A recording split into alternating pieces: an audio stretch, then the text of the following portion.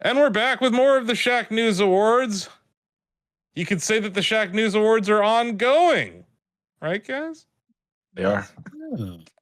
So why don't we give out an award for Best Ongoing Game of the Year 2025? What do you say? Yeah. List the nominees. We're going to talk about them, and then we're going to vote. That's how this works. Marvel Rivals. This upstart game from Epic Games called Fortnite. Here it's the hot ticket. Another one from Microsoft and Mojang called Minecraft. It's ongoing. Vampire Survivors, DayZ, and No Man's Sky. And if you're wondering, we have some honorable mentions because this is a stacked category this year. So our honorable mentions go to The Finals, Warframe, and Dead by Daylight. Congratulations to all the nominees. As we said, this was difficult to narrow down to 6. But that's what the Shacknews is about. It's about talking about 6 things at the very most in a 30-minute video. Right, Greg? Yeah. 30. Sure. So here we go. Marvel Rivals. This is like a full year that we've had Rivals with us now? This game came out in December 2024, so yeah, they got a full year of content, and they've not slowed down. This game gets, I believe they've kept their promise of like a character every month, just about. Every season's usually like 2 characters. They do a midway update. They just announced Gambit and Rogue. Gambit got added in the last update, but they've added a bunch of characters just this year. They also added like that Times Square level where it's going to be like a social hub. Yeah, they revealed that. That's a new thing they're doing. They added a PvE mode, which is it's Marvel Zombies. So you like fight waves of zombies and you fight like zombie versions of bosses like Namor and stuff.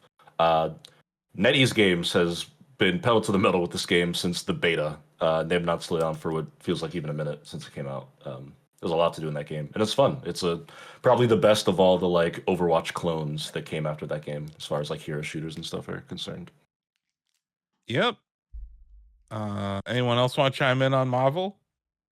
Marvel. I wish I was better at it. Yeah, I mean, Lots of X-Men, lots of stuff. Love it. I'm just terrible. The characters I want to play, I'm terrible at it. What masters of timing to come in when Overwatch was at its weakest and swing for the fences with something exactly like it and an IP that everybody loves. striking while the iron is not hot and made it work. And I do think they made some interesting character choices too, in making the most out of them, and plenty of roster options to choose from, but also ones that people can beg for and ask for constantly, so they can run it for another couple of years and still have plenty of top picks to choose from. And they've been pretty consistent with the updates and the actual content as far as characters and other stuff too. So characters, emotes, like yeah, a lot of updates, and a twerking Venom. But yeah. The thirstiest fan service Marvel may have ever gotten. Shameless, yeah, absolutely shameless, yeah. I mean, they resurrected the Marvel Comics swimsuit edition after like 25 years for this game. They brought back those comics to do a tie-in with Marvel Rivals, so yeah. Yep. Hey, I'm happy to see, like, you know, you get the battle at weddings and stuff, you know, you got some Gambit and Rogue action. I mean, how long has it been? We haven't seen Gambit in a video game in decades. Like, this is like the first time. Like, it's been like Marvel vs. Capcom 2, I think, is like the last one he was actually in. I don't think he's ever been in a game since. Like, all the beat 'em up, skip him. Like, it's been a while. He was in surely he's in one of those Ultimate Alliance games. Surely he was in Wolverine Origins. Oh yeah, you remember Wolverine Origins? Oh my gosh. Oh yeah, okay, there you go. Okay, Yeah, of course. That game, How can we forget? That How game was silly dope, of me. So calm down. It's been a while. But yeah. So go ahead. I was gonna say it was the most methed out version of Gambit that I've ever seen, but he was there nonetheless. Fair enough. So yeah, Donovan. Yeah. I think you've given up on this game winning this category. But Fortnite is an ongoing game that maybe Very had much so. one of its best years ever. Yeah. I don't know. It's fascinating because Fortnite's the kind of game where they've like been in their rhythm of collabs and updates for multiple years now. They're kind of set in their ways as to how they do seasons, which eventually lead up to chapters, which are the bigger updates and stuff. And it's kind of like just a matter of when the like collaboration wheel like lands on the thing you care about, like the IP you like. And this has been a good year for stuff I'm into. They added Ghostface from Scream for Fortnitemares. Last year's Fortnitemares was a bit disappointing. I think it was like Leatherface and a bunch of like random shit nobody really asked for. But this year they brought him like Ghostface, a bunch of Scooby Doo characters. They did more of their Resident Evil cosplay, Peacemaker, K-pop Demon Hunters. These are just like IP collabs. The actual game itself, Epic is always like pushing new technical stuff in Fortnite. At this point, it's like their testing ground whenever it comes to Unreal Engine, anything, or just new game mechanics. So I think they did another physics overhaul this year, which has been good. Movement system getting better as always. They added a shit ton of new like assets and functionality to the Unreal Engine in Fortnite, which is just if you're playing on PC, you can just fire up Unreal Engine within Fortnite and like build modes and stuff. I think they went back and tweaked like the creator payout system for that. They went on a tear, and just recently they announced a new partnership with Unity, which is weird. The Unreal Engine, Yeah, and Unity are doing a thing together. Unity games are going to be able to run inside of Fortnite. Yeah, which don't know how that's going to work, but I believe them. I've seen them screen films in Fortnite, so anything's possible. I think what's interesting though, Dom, is Epic Games owns Fall Guys, right? And that's a Unity game. Yeah, it's a good point actually. That's true. Yeah. So there's a chance that like that's going to be the first experiment here where Fall Guys will end up becoming a Fortnite game. Yeah, I didn't even think of that. Yeah, they bought them a while ago. Mm-hmm. Also, like it's but yeah, like that's just interesting though. You're the two largest engines working together to bring games to the biggest game. It's just interesting. Yeah. They also. Sorry, go ahead, Greg. Sorry, go ahead, Donovan. Yeah. Continue. My one more thing I was going to say big that they did at the show with Fortnite was they were a big part of the Switch 2 rollout. They had a Switch 2 edition of Fortnite ready day one on June 2nd when that console came out, and it is really good. Added mouse support and is a much better version. I think before the Switch 2, the Switch 1 version of Fortnite is probably the worst version of that game. And now the Switch 2 version is one of the better ones, I'd say. I was going to say, it is and impressive. It's like seeing that rotation every year they do different things, different chapter, different themes, different collabs, and like, well, some of them are like blatant, like, oh, this movie's coming out, here's a movie collab. Like some of them though can get people who were never interested in the game or played it very little into the game, and then they may leave it afterwards but may come back later. Like with the Daft Punk thing, also if you jumped in, the Simpsons thing, I jumped in, like, and you know what I mean, we may leave after this season but we may come back later. I think that speaks volumes to how their cycle works, targeting specific audiences. If people don't like The Simpsons, maybe you'll like whatever. Maybe you love Kill Bill, the next one, right? Like you'll come in. I think the continuing rotation of how they work with, even if it's just skins or a map redesign, keeps people coming back and leaving consistently. So you're constantly having this influx of new and old players returning and leaving, returning and leaving. There were like 240,000 people playing this mode like over the weekend. So it's nuts. It's just funny, Greg, how like back in the day when you had a movie, you would go to the talk shows, you would go to late night, you would go, you know, like Jay Leno, David Letterman, right? Conan or whatever. And then like now it's like you go on Hot Ones and you get a Fortnite collab. Yeah. Like, and maybe you go on Subway Takes. You know what I mean? Like it's like the current era of media that we're in, Fortnite has become so relevant to promoting content that you're right. Like sometimes it is promotional. And I feel like in the case of The Simpsons, Greg, it kind of was too, because I haven't cared about The Simpsons TV show in a real long time. Nobody, like a lot of people haven't. Yes. And I think people tuned in to see that couch gag, you know, the weekend that this dropped, like at least that video specifically, like they kind of gained some relevance with doing this. So it's interesting. And then, yeah, at times, Donovan, with like K-pop Demon Hunters, like that was right place, right time. Like that thing blew up this year. So that made a lot of sense. And then, yeah, just the actual porting of the game to Switch 2, that it is the best UE5 game running on Switch 2 right now in an era where not every UE5 game runs great, even on PC, let alone like the new Nintendo hardware. Yeah, I think they're doing a lot there.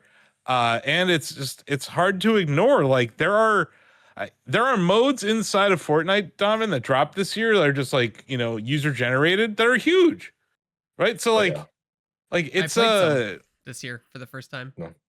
Yeah, like that's become a whole thing, Greg. Like, where obviously they're competing with Roblox in that sense, Donovan, but like it's I think become a premier place for even indie devs to find success, and I think that's just another aspect of the ongoing nature of it. Definitely. Yeah, there are some of those fan-made games that have higher active player counts than some of the official Epic ones. So there's a testament to that community and what people can do with those tools.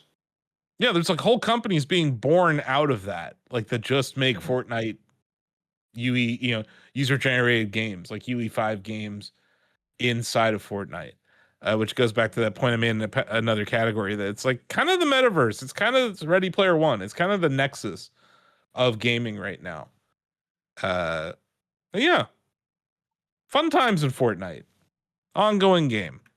Another ongoing game, Minecraft. Had an interesting year, man. Added a couple of things. Got a Dragon Ball crossover. That's actually pretty cool. Had some visual fidelity updates, but also just like I can't remember what tools they added, but they added some tools this year that I think people are pretty excited about. I liked they announced earlier this year Vibrant Visuals, which essentially finally adds like shaders, built-in shaders to Minecraft, which is like if you play Minecraft on PC, the first thing anyone will tell you, like, oh, just download some shaders. It's an easy mod to install, and it makes the game look like very pretty. Like the water effects look nicer, the trees will brush, the clouds have more density to them, the sun looks nicer. It's like more. It's got like volumetric lighting and stuff. It's like the go-to mod, probably the most popular Minecraft mod. Mojang finally, after 15 years, is like we're just gonna put this in the game as like a built-in thing you can just toggle on and off, which I think is cool for people who don't want to like open up their Minecraft config and put files into it and stuff. Also, they added new contents to the overworld. I believe they added ghasts, which are like the big white, like they're almost like these octopus-like creatures that fly around in the Nether. They put them in the overworld. You can like fly them around now like mobs, and you can have like a stable of gas, which is again a thing that people have been wanting. They added a spear. Oh, did they? Yeah, that was the big thing in the Mounts of Mayhem update that they did. That's actually coming out in December. They had a fishing thing called friendly fishing add-on that was added in the marketplace. The Copper Age is here, so there's like a whole gang of stuff that you can do with copper that you couldn't before. Yeah, they do a good job at that. If there's like a thing in Minecraft, like an item that's like got one use and people just kind of discard it, Mojang does a good job of going back and like giving it purpose. Because like copper has been in the game, but it wasn't that like unless you needed it for a couple specific things, people usually just went past it when they were mining. So then they went back and they're like, all right, cool. Now here's a bunch of gear you can make with copper. Here's like a little mob. I think it's like a copper golem. Now you can get that'll follow you around and stuff. They make it worthwhile. Yeah, and that mob update that you're talking about, like it added a pig, a cow, all sorts of stuff, and they the Vibrant Visuals update. It was a big year for Minecraft, and obviously the movie did extremely well for them too, so they were kind of piggybacking on the success of that. But yeah, big year for Minecraft. Hey guys, have you heard of Vampire Survivors? I have. They had a crazy year. They added online multiplayer co-op. They added a Balatro collab. They updated the Castlevania DLC, and several other crazy updates have been made to this game. This is one of the best $3 games I've ever bought. Like, it's just outstanding. The free updates that they have, but also this is a game, Greg, where like I'm not mad at buying the DLC because like I put so many hours into it. I'm like, sure, I'll give you guys another $3. But like even the base game for $3, you've gotten so much out of it. And it's cool to see an indie dev succeed. Goodwill of the developers is definitely there. Mm-hmm. And they've done such a good job collaborating with other devs, right? Like, and like honoring their IP. The Balatro one's very interesting. They've done several Friends of Jimbo updates. Yeah, not Friends of, like there's a Friends of Jimbo update in Vampire Survivors, but they've done a lot of updates. And they've even just made the base game better with things like co-op and then online co-op. And their collabs have also been like they've made sense. A lot of them have made sense. Castlevania, obviously a shoe in, right? Balatro, like it's the same style, right? The same pixelated style. Like they make sense. Where like just to play a little the devil's advocate, just like with Fortnite, like I understand you like David Cornsweat, he has a movie, but Superman doesn't use guns. Why is he in their game? Because they want to promote him. So sometimes like something like this has like more common sense in who they collab with and why they collab with, and when it makes sense. And then some is just like just clearly promotional. I So don't know. I do- didn't think Contra didn't make a whole lot of sense, but it was still fun. Oh, I think it's a bullet hell, right? You're still dodging stuff, and it's still the pixel X style, right? It still falls into that category. But would you call is Contra a bullet hell? David, No. okay, No. trust David. But I mean, I thought it made more sense than a lot of collaborations in other games. To Yeah. Kevin's point. No, for sure. They're both like Vampire Survivors has a retro feel. Yeah. Right? Like it is pixel art. And then obviously they announced a new game. But this is just Vampire Survivors that we're talking about here. It's a great game. It's a good thing. Funny story, because I have to tell it. When Nicole, I was like, try this game. She's like, this game is stupid. What do you do? I'm like, just move. She's like, that's it? What do I do to attack? I'm like, no, you just move. Just collect things and move. And she sat on the couch for like 3.5 hours later. Was still playing it. Yeah. So I think that's a common refrain. When you first see the game, you're like, this looks dumb. Yeah. And then you're like, oh no, this gameplay it's looks the most addictive. generic name ever, too. Like terrible title. Like a bad mobile game, like a bad penny. Like it's a terrible title. Vampire Survivors, what is this? I don't think it's a bad title. It's exactly what you do. Like you're a vampire survivor. Anyway, very good game. And lovely to see it here at the Shacknews Awards again. DayZ had a year. Bill, as our number one DayZ fan, would you like to talk about what they've I done would this love year? to present DayZ before the Shacknews Awards. This is a game that came out on December 13th, 2013 is where I'd like to start my pitch, which is 12 years ago and 3 months after Grand Theft Auto 5. 3 years before another nominee that we're going to talk about in a minute. And 4 years before Fortnite. DayZ's been around for 12 years. It is developed by an independent studio, which has obviously grown in scope over the years due to the success of DayZ and other games like Arma that they've done. But the thing that I love the most about DayZ is that it is a game that is entirely driven by its ongoing updates, which feed the community, which are also part of the ongoing nature of DayZ. I was just taking a look around the Steam page to see, and it is a game that has 88,000 mods, 7,000 servers, which means that people have taken the time, not servers that you can play on, but server mods, that people have developed 7,000 different servers that you could play on, which is like altering the map or altering the terrain and things like that nature. Part of what makes it such a great ongoing game is how connected DayZ is to the community, and that is not just done through the mods, but they also have an experimental version of DayZ, which is a separate install on Steam. And when they're about to do an update, they release it on experimental, and it's completely optional. So you can continue to play the 1.0 version, which is polished, and you're not going to have any problems. Or you can dive in and you can take part in the ongoing development of DayZ and play on some of the experimental servers and try out the new things that they're doing. This year alone, they added new weapons, new clothing, new things that you can craft. They overhauled all the gun sounds to make them sound more organic. And these are all free updates. To the best of my knowledge, I think DayZ has only ever had 2 paid updates, which were brand new maps developed by Bohemia. One was Livonia, which is now actually free. So it was paid, I think, when it released, and now it doesn't cost anything. And then, of course, we talked about Sakal last year. That was also a paid update. But DayZ has just been something that I've personally put 1,300 hours into. I still play it several times. If not a week, then even if I take a break, I'm still in there a few times a month, even on times when I'm taking a break. And it has helped to give me some of the most memorable gaming experiences that I've ever had. It's only getting more popular. We're sitting, I think, at like 63,000 people playing it right now, which for 12 years into your cycle is pretty good. So I feel like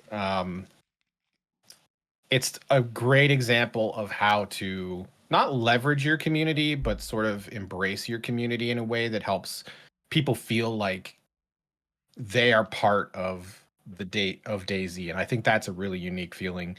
Some games nail it, not a lot of games, but the people who play DayZ feel like a little bit of ownership for it. And part of that is the modding community, and part of that is experimental. And I think it's a worthy nomination. I actually think it's worthy of winning, but I think it's more than a worthy nomination.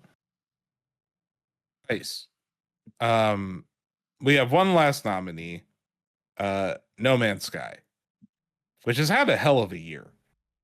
In January, they put out update 5.5, which added gas planets and completely overhauled the planetary terrain. In June, they dropped the Sky Beacon update, which reworked settlements and got the game ready for the Switch 2 version. So they did drop a Switch 2 version at launch, or like in the launch month.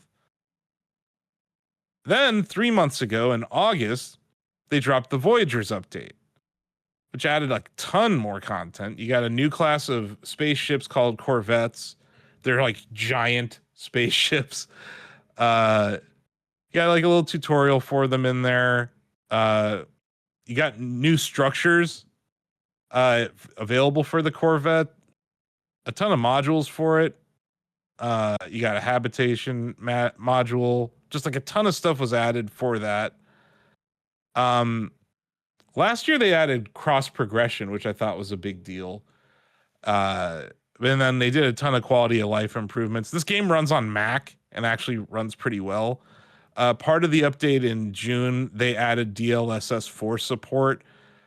So the game actually looks better on, maybe some other consoles that have DLSS support, like the Switch 2. They added an abandoned mode, or they at least updated the abandoned mode a little bit. And yeah, updated it for even the older stuff. Like supporting it for new and older hardware simultaneously. It led to them hitting the highest player count since launch after the Voyager update. So talking about people still playing the game, Bill, you had 98,000 people playing the game on September 1st, 2025. The all-time high is 212,000, which was reached in August of 2016. I would argue this is a much better game than it was in 2016. And this isn't the most improved category, but this has won most improved game at Shacknews before. It's no longer in need of improving, but Sean Murray just can't help himself.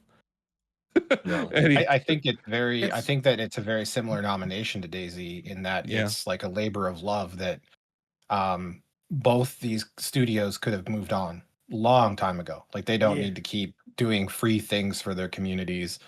And that's always something that appeals to me. And it appeals to me with No Man's Sky. It appeals to me with DayZ is that, the contrast of how we and Vampire Survivors is not an example of this because I agree with you that that's incredible value. But we all know games that are always asking you for more money. Not that there's anything wrong with that, but it certainly is a contrast to when you see usually indie studios that could probably use the money more than anybody, constantly giving their players just obscene value for what they spent a decade ago or 5 years ago or whatever it happens to be. In No Man's Sky was 9 years ago. So yeah, and they also dropped the Breach update in October. So they had something in time for the Halloween event as well. Like it's just been like you said, it's become a labor of love. I think another game that's not on this list that we have nominees, but like Astroneer, Greg, I saw you had an interview with Joe at PAX West about it. And like the way that they've supported their game too, Bill, I think is another example of that, where you see these indie games that have been out for an extended period of time that are like committed not just to like, making money, but they're committed to making their game better for the people who have already given them money. And I think that's refreshing at a time like this. A lot of these games have the same sort of story arc, which No Man's Sky, the story was about how how like they underdelivered massively on what they wanted to do originally. But that's not the story anymore, right? Like the stories, that's over. Like there's no more like, oh, do you remember when it launched and things weren't great? It's like, no, like look at this absurd amount of content and quality that you have. And DayZ was exactly the same. Like it launched and you would get like 15 FPS in some cases, and things were busted. And then now it's like, look what it's turned into. And I think that's a theme of where you're getting independent studios they care enough about their reputation and they care enough about delivering quality that they invest so heavily, even at honestly, these games should be charging us more money. I'm just throwing that out there. Like, I know that people don't like to hear that, but like, I should pay more money than I have for DayZ. So that's become like a meme in the No Man's Sky community. Every reply to a Sean Murray tweet is like the please let me pay you. It's like the guy like bursting through the door. It's like, take my money, please. Yeah, like absolutely. And It's it's like, no. the same thing. And there's other games in the industry that are not nominated, but that are the same thing where I'm like, you should probably charge me for this. Like I'm starting to feel a little guilty here. Let's maybe I should give and it's not just that it's free, it's the sheer amount of like we're talking like expansion content level updates about like, and I write patch notes. I almost without fail don't miss patch notes for No Man's Sky because it's so huge every time it happens. Like I can count from my articles this year 4 major updates between the gas giants, settlement reworks, Corvette ships, and then the spooky salvaging. And then that was last year too. There were 4 major updates in that vein. That each of these is free, and each of these is bringing substantial amounts of gameplay to the game that most other people would charge you $15 for a minimum. They flat out could have. You could have paid $60 to $100 for No Man's Sky updates this year, and that wouldn't be absurd. But you didn't pay anything. Well, sorry, did they not have one paid? Not one. Nope. Not one. Not one this year. Their accountant is like, yo. Charge for something. Like I mean, maybe a couple people will buy the Switch 2 edition this year and that could help them out a little bit, right? Like because it's not that the Switch 1 version was bad, but Switch 2 one is definitely comparable to the rest of the industry now. Yeah. So there's other ways that they make money. And the other thing is, Bill, like not everyone on Earth has No Man's Sky. Yeah. Not everyone, The Long Dark is another example where when they drop an update, it gets it in front of people because someone like you will stream it, right, Bill? And like someone will see that and be like, oh, I forgot about this game. And then they go and buy it. So like, I think that supporting your community and that streamer economy around your game leads to other people discovering your game. I think that's why we see it with indies more than AAA devs. And I think that's part of the ongoing discussion is that they change the narrative, right? Because when you talk about No Man's Sky, there's not a lot of people who would say, don't buy that. Because that's like, it's just an incredible value and it's an incredible dedication. When you talk about DayZ, there's not a lot of people that, well, I mean, if it's not your kind of game, but you know what I'm saying? Like if you're into survival games, like no one's saying don't buy that. They're saying this is the one to buy. And I know through a dev diary that The Long Dark crossed over 10 million installs, which I thought that's crazy. But that's because of the dedication, and the same thing happens with No Man's Sky, and the same thing's happening with DayZ, and lots of other games out there. Is that they have provided so much value and so much goodwill and so much trust with their communities that you're right. Like people are still buying these games every day, so they are making their money on purchases. But yeah, they probably all deserve a little more money. Cool. You guys ready to vote? So ready to piss off Bill? Yep. Okay. Denny, I'm gonna start with you, man. What do you think? Well, despite not giving Fortnite as much time, I think I'm gonna lean into Fortnite this year. They've done a whole lot to almost entice me to get more into the game, so I'll give them my vote. It's really been a crazy year for that game. And I know that they've had a lot of crazy years, but this one seems different, Donovan. Greg. I like Bill's argument for DayZ. Wow. Ozzy voted for Fortnite, by the way. TJ. I'll go DayZ. Oh, that's not what you wrote down here. I don't remember what I wrote down. That was a long conversation ago. Objection. Yeah, no, it's all good. You cannot vote if you That's all- change. No, that's all good. The spreadsheet is not locked in yet. Bill.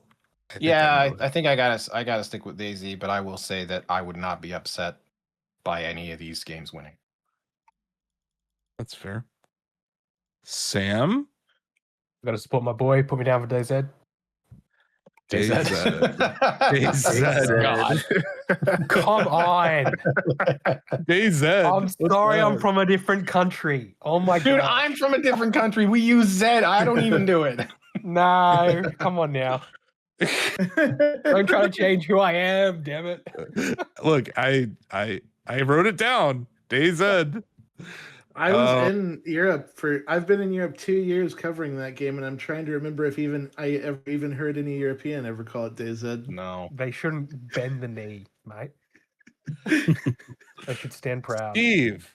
I'm going Fortnite. Fortnite for Steve. Donovan. Fortnite. Fortnite for Donovan. David. This is really tough. It is. I feel like Fortnite has had an incredible year, but Bill really won me over with his DayZ argument, so I'll go DayZ. Wow. Okay. Yeah. Let me see. Let's see. 1, 2, 3, 4 votes. 5 votes for DayZ. And we have 1, 2, 3, 4 votes for Fortnite. Uh-oh. I'm gonna vote for Fortnite. We got a tie. And so we have a 5-5 tie, which I don't want to call myself the Speaker of the House anymore. Is that everybody on staff? Yeah, there's no absent. There's no we can. There are no absentee ballots to be counted here, and there was no one who voted for something other than Fortnite or DayZ. Oh gosh. So we have a literal tie, which in the Shacknews Awards, tie goes to the judge. I'm no longer Nancy Pelosi. She's no longer Speaker of the House. I don't want to be the Speaker of the House anymore. Is there some other? I don't know if there's any office holding politician you want to identify with in DC right now. I'm the mayor-elect of Shacknews, York. There you go. There we go.